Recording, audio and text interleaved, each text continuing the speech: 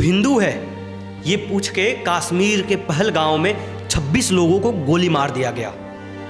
जिन्होंने बोलना उचित नहीं समझा, बताया नहीं ना, उनकी पैंट उतार कर ये सुनिश्चित करके कि वो हिंदू हैं, उसके बाद उन्हें गोली मार दिया गया।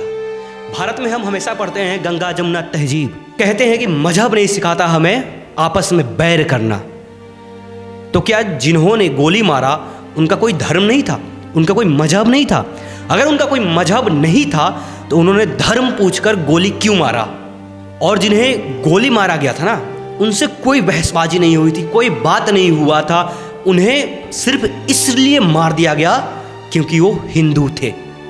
इससे ये साबित होता है अगर आप हिंदू हैं, कश्मीर जा रहे हैं, तो आपको मरना पड़ेगा सिर्फ इसलिए क्योंकि आप हिंदू हैं। ना उनसे उनकी राज्य पूछा गया, ना उनसे उनकी भाषा पूछी गई, ना उनसे कोई जाति पूछा गया तो सिर्फ इतना, तू हिंदू है। उसके बाद उन्हें गोली मार दिया गया। गोली जब मारा गया तो वो पति पत्नी थे साथ में। जब पति को गोली मार दिया आतंकवादियों ने, तो पत्नी उनसे बोली और उनके बच्चे ने भी उनसे बोला कि मुझे भी मार दो। तो आतंकवादी उनके तरफ देखा और बोला, तू जा और मोदी को बोल दे। खुलेआम धमकियां दी जा रही है सरकार को, और ये वही सरकार है जो चिल्ला चिल्ला के कहती थी कि मेरे पास 56 इंच का सीना है, कश्मीर को हमने शांत किया है। यही आपने शांत किया है कश्मीर को?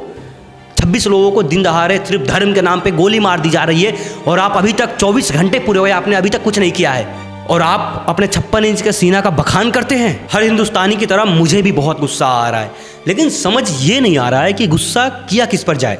कश्मीरी लोकलों पे जो अपने घर में आतंकवादियों को पनाह दे रहे हैं, अपने घर में रख रहे हैं, खिला रहे हैं, पिला रहे हैं, अपने घर में ही आतंकवादी पाल रहे हैं, पैदा कर रहे हैं, या अपनी सरकार से जो अपने ही नागरिकों को सुरक्षित नहीं रख पा रहे हैं, अपने ही नागरिकों को सुरक्षा नहीं दे पा रहे हैं। किससे किया जाए सवाल? ये कौन करेगा सवाल? ये अभी ये घटना तब हुआ है जब अमरनाथ यात्रा के लिए रजिस्ट्रेशन हो रहे हैं। इससे क्या संदेश देना चाह रहे हैं आप? संविधान कहता है कि हम सब बराबर हैं, लेकिन आतंकवादी का संविधान क्या कहता है? हिंदू काफिर है, हिंदुओं को सांस लेने की इजाजत नहीं है, हिंदुओं को उनके धर्म पूछ कर उन्हें हम गोली मारो। आतंकवादी का संविधान यही कहता है क्या? बांग्लादेश से बंगाल तक, कश्मीर से कन्याकुमारी तक मारने वाले भी वही है, मरने वाले भी वही। और सरकार से हमें दिलासा नहीं चाहिए, सहानुभूति नहीं चाहिए, हमें चाहिए कि हर आतंकवादी पर कार्रवाई हो, उन्हें घर से घिंच के मारा जाए। और 56 इंच का सीना दिखाने वाले मोदी जी, आपसे निवेदन है कि इस मुद्दे पर जल्द से जल्द कार्रवाई कीजिए और पाकिस्तान को उन्हें उनकी औकात दिखाइए। अटल बिहारी वाजपेयी जी ने एक बयान दिया था जब संयुक्त राष्ट्र अमेरिका ने उनको फ़ोन किया और कहा पाकिस्तान आप पे परमाणु हमला करने वाला है। बाघ जैसा कलेजा रखने वाले अटल बिहारी वाजपेयी जी ने संयुक्त राष्ट्र अमेरिका को ये कहा कि मैं 25 से 30% भारत का हिस्सा दांव पे लगाने के लिए तैयार हूँ, पर कल का सूरज पाकिस्तान नहीं देख पाएगा। तो 56 इंच का सीना रखने वाले मोदी जी, आप भी 25 से 30% भारत को दांव पे लगाने के लिए तैयार रहिए, लेकिन कल का सूरज पाकिस्तान देखना नहीं चाहिए। कुछ ऐसा कीजिए। कब तक सहिएगा आप हिंदुओं का मरना? कब तक पुलवामा अटैक जैसे हमले होते रहेंगे कश्मीर में? कब तक धर्म पूछ के हिंदुओं को मारा जाएगा बांग्लादेश, बंगाल में और कन्याकुमारी से लेकर कश्मीर में?